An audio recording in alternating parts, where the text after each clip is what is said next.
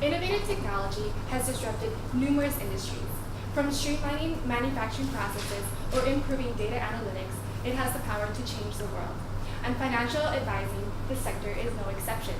Today we will delve into Wealthfront, the challenges and successes they have experienced, as well as our strategy to move them forward.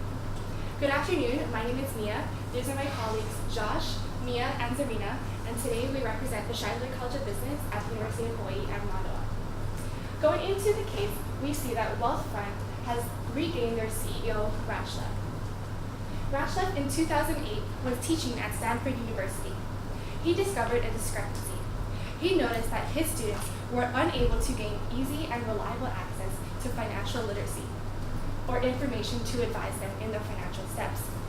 Through this gap in the industry, he noticed a business opportunity.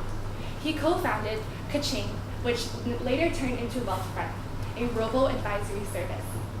This enabled them early market leadership as they were one of the few firms to enter into this breakthrough of technology. Now their value proposition is offering low cost, transparent, as well as automatic services for customers all around the US. In this case, they're not only able to capture a certain segmentation, they're able to capture a broad range of customers or future clients. However, they have experienced a few problems that we want to highlight. The first is competition. Their main competitor is Betterment, and they provide a similar product, but they also include a human element. However, Wealthfront really goes forward with their lack of or cutting out the whole human interaction. In this case, they're able to streamline many processes, but they do face competition as other competitors like the human aspect part. The second is loss of executives. They have experienced a loss of executives from their compliance, marketing, as well as product development sectors. In this case, we see that the CEO return of Rachlev is critical in their return to the market. The third is acquisition cost of new clients. We see that they have an average of $1,000 to attract one new client. And with a service charge of only 0.25%, this poses a great risk for them in the future. So after going over our three key problems, we go into key objectives that we want to recommend to Wealthfront to move forward. After our analysis of Wealthfront, we have come up with a 3-step strategy that will help Wealthfront move forward in the long term. And we have named this strategy Repair, Prepare, and Share. First, with repair, we want to repair the management so that Wealthfront now has a strong team to continue moving forward with innovation and growing the company. Second, with prepare. This is preparing a new product that will help not only the company gain a new competitive edge, but also getting it into preparing millennials as they come into their adulthood life. And third, share, which is getting the product then into the hands of the millennials and then sharing it so the whole globe can see it. And with these, we feel that this can help give Wealthfront that competitive edge that can really help them move forward in gaining long-term sustainability and success. Before we even look at the 3 Repair, Prepare, Share initiatives, we want to make sure we fully understand the market that Wealthfront is currently targeting. And of course, as the case mentioned, it said that they were targeting techies. Much of these people have already been working within the Silicon Valley area in many companies such as Facebook, LinkedIn, and Twitter. And we assume that their ages are currently between early 20s to late 30s. So they are obviously millennials today. And millennials, of course, were born from 1980 to 2000. And currently in the United States, there are 92 million millennials compared to the 66 million Gen Xers and 72 million baby boomers who were both born from the 1940s to 1980s. Now, looking at millennials, we want to make sure that they are also known as the nostalgia generation, having experienced the technological advancements of today in such a short time. Because we are so nostalgic as millennials, we can see the periods in which there was no technology to today, which full integration technology. Now, looking at millennial technology even more, according to the Goldman Sachs Investment Research Fund, in 2013, 50% of millennials were very much into gaming. 45% were using instant messaging and text messaging as their means of communication for most of the time. And 44% use social media almost on a daily basis. However, we want to emphasize that these reports were in 2013, and since it's 2017, we do think that it is even a higher incidence rate among millennials today. more so about the millennials today, we want to make sure that we want to highlight their most indicative characteristic, which is that their big ticket purchases, such as homes and cars, which are commonly paired with having children and moving on in the future as they get older, they're putting them off a lot later. So a lot of these characteristics can be corroborated with the statistics below, such as female 25-year-olds in the 1960s were comprised of 23% within the generation that was aged at 18 years old to 31 years old, and it has dropped, female 25-year-olds had at least one child. In the 1960s, 23% was the incidence rate, and 7% in the 2010s. So in a span of 4 decades, it dropped dramatically. And from 18 years old to 34 years old, people were married and had a home. 23 years old was the average in the 1960s, and now it has gone up by 7 years to 30 years old in the 2010s. And of course, the most important thing, loans. Loans in 2003 averaged about 11,000 per capita, 2008, 17,000, and now in 2013, 20,000. So seeing that large increase between 2003 to 2013, we want to make sure that millennials know how to manage their wealth, especially with the burdens that they're facing today. Now that we know more about the millennials and their impact and the way that Wealthfront is really focusing on them as their target market, we want to go into their 3 initiatives. First is repair. As mentioned in the introduction, Wealthfront has lost 3 major executives in their departments. So this is one thing that we would need to repair in the future. Also, they have a recent CEO transition from their previous to their original, Andy Ratchleff. In this case, we see that they need to attract key executives. Some things that we would recommend are to offer a competitive salary to attract and gain key executives in their departments. In addition, to offer more compensation as the company grows in the future. Also, to implement a new vision and purpose. According to the Hertzberg 2-factor theory, we want to incorporate a motivational factors to really entice and motivate the employees on an intrinsic level. And with the return of Andy Ratchleff, with his sole purpose of increasing the financial literacy and helping students and everyone in the United States gain financial literacy, this is true to his purpose of founding this company. In this, we want to make sure that we recommend them to follow a formula to enact change in the company. Going on a 3-phase timeline, going from level of support on the top and the timeline on the bottom to initial contact and awareness to make sure the employees know exactly what kind of change Andy Ratchleff is going to implement and make sure that they're on his side. In this, they understand and have a positive perception of the inactions he is trying to change to combat competition, to further innovation. And the final step would be to go for adaptation and institutionalization. With this, the change in management no longer is something that's going to change, it's something that's already in place, a new social norm in the company that will spur them forward. After repairing our management, we will move into the next strategic initiative to prepare a new product. While we are suggesting that Wealthfront not only prepares a new product, but also preparing this product with the purpose of preparing the millennials as they continue into their adulthood, specifically looking in the wealth management area. As we are all business students, we have gained some wealth management education, but a lot of our peers in areas such as engineering, biology, languages, then these guys have not had that same access to this wealth management education. And we are proposing that Wealthfront gamifies their website in the form of an application that is used on the phones. And this would be accessible to the students who are the ones with, as Josh mentioned, have the greatest amount of loans coming in, and without this wealth management education, they need this service more than ever. And the main purpose also is to increase financial literacy, so by the time they graduate, they're able to take care of themselves. And to start everything off, to entice students to join, we would offer a year-long simulation that would be free for them. We would offer about $5,000 for them to start testing investments into stocks, dividends, or savings.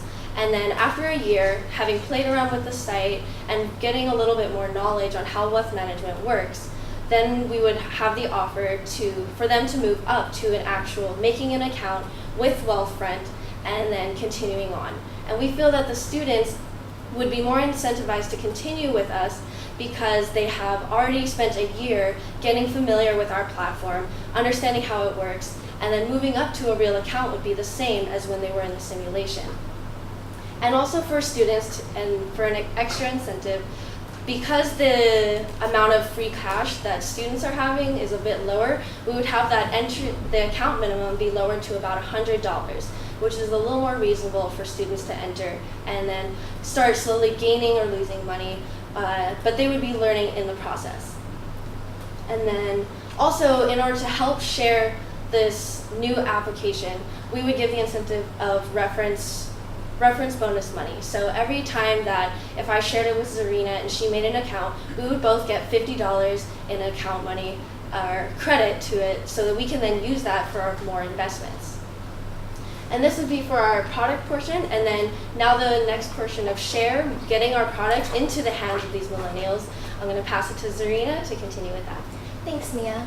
One of the biggest technological advances in our industry today is the use of artificial intelligence software. Prime examples would be the use of Amazon's Alexa and Apple's Siri. These Amazon Alexa and Siri both serve as robots that help guide users through their technology usage process. This company's artificial intelligence software would be called Robin. Robin would be there to teach and educate individuals on financial literacy, as well as answer any questions that they may have in terms of how they can make more money or how they can become more profitable in the long run. In terms of actually marketing and advertising this particular app that we've developed, we recommend utilizing advertising.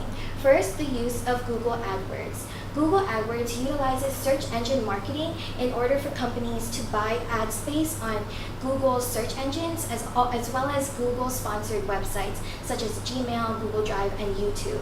Second, utilizing the use of sponsored ads on social media. The company could possibly buy sponsored ad space on Instagram, Snapchat, as well as Facebook in order to really advertise this app to its target demographic, which are the millennials.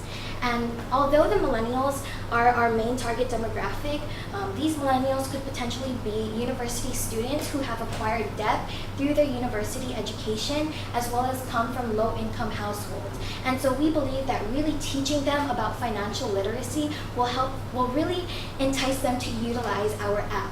As well as, however, advertising may be our first initial marketing strategy. We do see that according to statistics, buzz marketing and word-of-mouth marketing has been the most powerful strategy of marketing. That's why we believe that by really encouraging those that have acquired debt and are looking to increase their financial literacy to use our app and influence their other friends to use our app, we could really increase our amount of market share for this initiative. And so what is the objective behind this? Behind Share. We believe that this can really help the company to increase their brand awareness as well as build trust. One of the competitive advantages mentioned by the competitors is the fact that human interaction builds the trust between advisors and investors. However, we believe that our app really cuts out the ethical dilemmas that have been present in traditional financial advisory situations. Lastly, this improves the company's corporate social responsibility. Statistics have shown that individuals are much more enticed to invest in a type of product or service that does good corporate social responsibility. And we believe that by educating individuals about their financial literacy will really up the strategies in terms of CSR. Second, we recommended the company implement an internship program by reaching out to universities and students who might be interested in software development and financial literacy. This would really increase the brand awareness of the company as well as help them to innovate further with the new knowledge and advancements of today's society. Next, I'd like to pass it on to Josh, who will go over our risks and mitigations. So we want to focus on 2 risks that Wealthfront is currently facing. First is the lack of human touch. As the case mentioned, many of its competitors are integrating a lot of the human touch factor, despite the fact that robo-advisory is a new trend. However, our mitigation for that is that there is the belief that many of the techies that Wealthfront is currently facing and targeting some say, I'd pay you not to talk to me. Many of millennials, much like ourselves, sometimes even don't want someone to talk to us. We want the immediate, instant gratification. We want to already know the returns that we want. We don't necessarily have to go out to coffee, go out to dinner with our financial advisor. We want the immediate returns because that is why we're in wealth management. Second is not attracting adequate executives. In the repair strategy, we want to make sure that our executives that are replacing those who have just left are adequate in running the company. And our mitigants for that is that because Wealthfront is such an innovative company, we believe that its positive growth outlook will attract the adequate executives and hopefully will put it into a better market share position in the future, especially with its revitalized brand through the innovations like the repair, prepare, and share initiative that we have. Now that we've talked about the risks and mitigations, we will go back to our conclusions. With these 3 initiatives, we see Wealthfront being able to repair their reputation, repair their market share, and rebuild their competitive edge. In preparing this new product to really target the millennials and target the future of the world, this app, as well as future innovations moving forward, will enable more and more customers to go on the app and essentially regain their client base. And for sharing, just a few marketing tips that Zarina shared with us is really the word of mouth and sharing it with friends. This builds trust amongst peers, and it engages the millennials, and it engages the university students who have never received that type of training, who are grateful for Wealthfront to be able to provide them this service to enable them to try it out before they actually commit. We believe that with these 3 initiatives, it will help Wealthfront to see future success and gain that competitive edge against its main competitors. Thank you for your time, and we welcome any questions. So we have now 15 minutes Q&A session, and the Q&A session starts now. Thank you. Can you explain why you chose not to pursue the human interaction? The big thing with the human interaction, looking at the statistics, it said that 80% of consumers didn't actually trust their financial advisors. And this was due to different reasons because of misaligned incentives or their end goals, and then also the financial planner mis-selling the money that the consumer had given to them. And we felt that this risk and this negative side that comes with the human aspect, even though it has some of the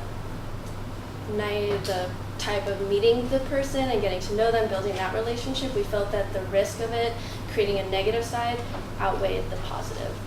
But just to add on to that, why we chose to go with the AI instead of the human touch, a significant portion of the financial advisors actually lack the knowledge necessary, and instead of doing continuous adaptations to the portfolio, they have gave it to someone else to manage. So they maintain the relationship side with the clients.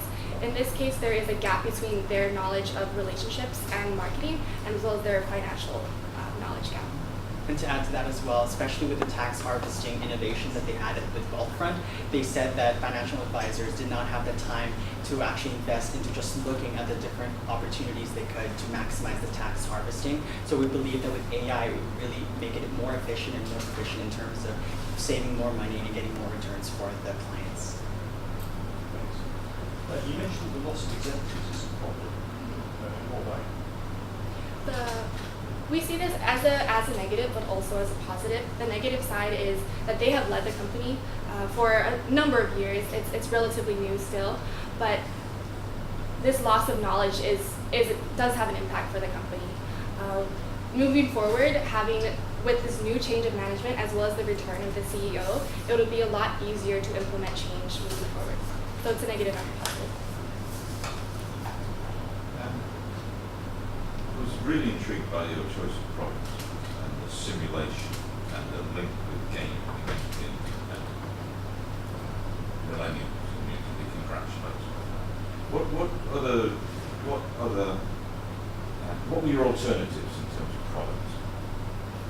What choices did you make in terms of potential products that you looked at and decided to not to?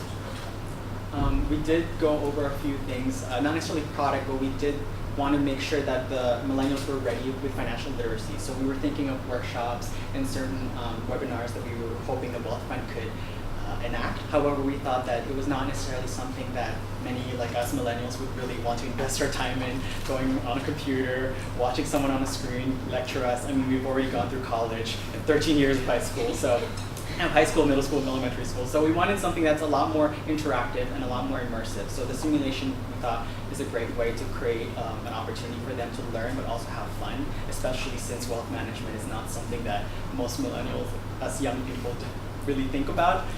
But by having that barrier lowered and just having that ease of access to the information and the skills to develop, we believe that gamifying the website and the overall wealth fund would be a really good idea.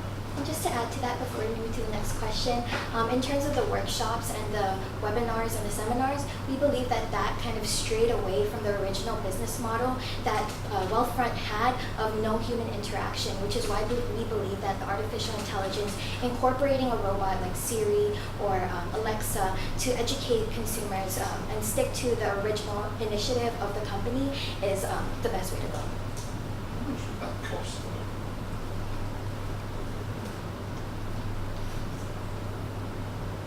Developing an app, of course, is a little more capital. It's not too capital intensive. It's more of getting the developers in order to create that.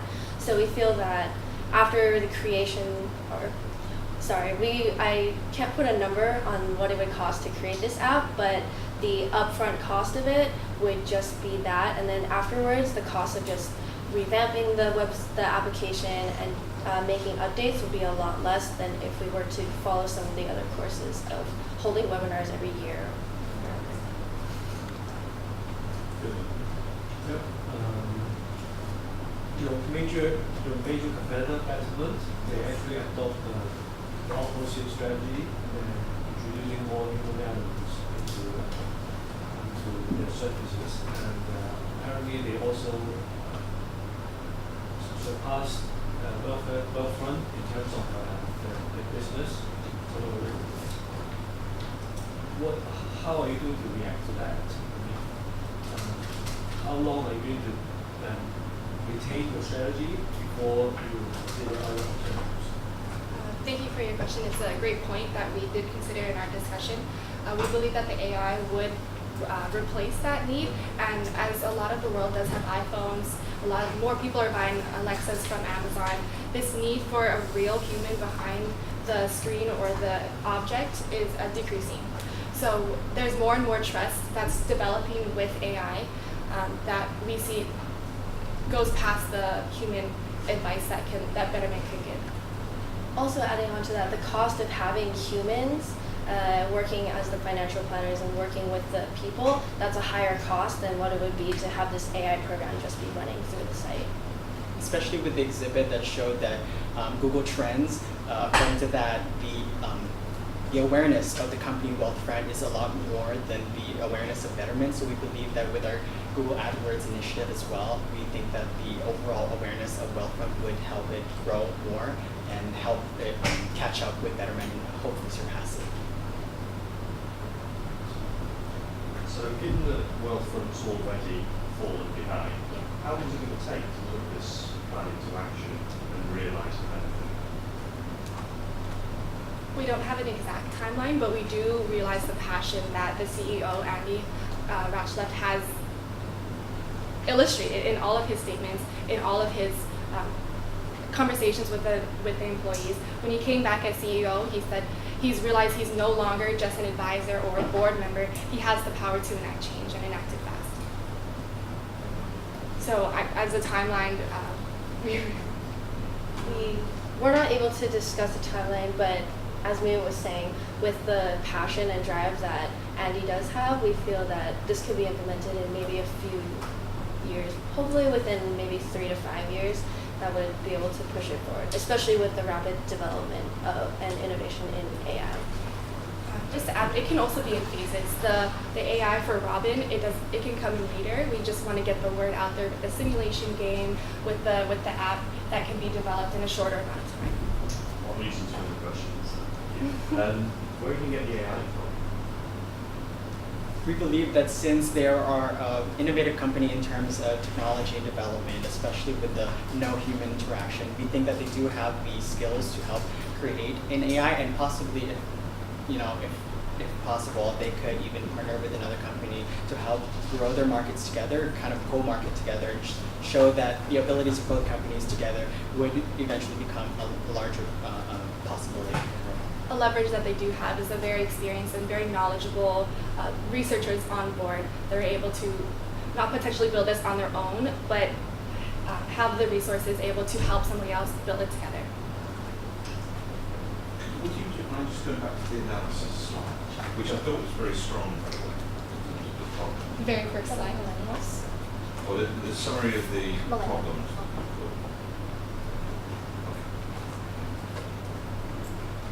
So, acquisition costs of new clients. So, how are we addressing this?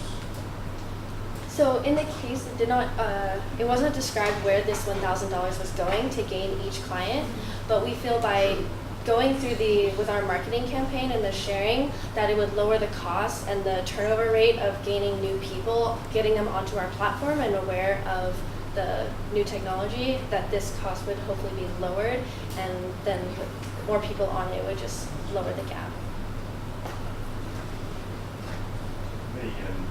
Number one here, competition. We've seen that competitors have consistently demonstrated they will copy and clone whatever Wealthfront do and apply it to a larger customer base. How do you expect to remain competitive with continually open sourcing the IT? We feel that that is a major advantage of Wealthfront, as they are very transparent, almost to the point that they enable people to copy them. They let people see exactly what they do, and you don't even have to be a client of theirs to do exactly what they do. But they just do it so much better, and they're paying for the service. In that, we see that they're the leader in this. They have transparency as their utmost ethics and morals. So we don't see this changing in the future. And with the copycats, they're not the first mover. They don't have the first mover advantage. So with that, they're just copying somebody else, and that doesn't exactly build trust with maybe us or other millennials or other investors. In addition to that, many of the competitors who are adding into the robo-advisory have built their AUMs under a lot of relationship building. A lot of people have been with these companies for years and years, so it's been a human contact-based relationship with their wealth management. So being able to try to redo all of the processes would, I think, be detrimental to these companies. So we believe that Wealthfront, having focused on this process first, gives them that advantage.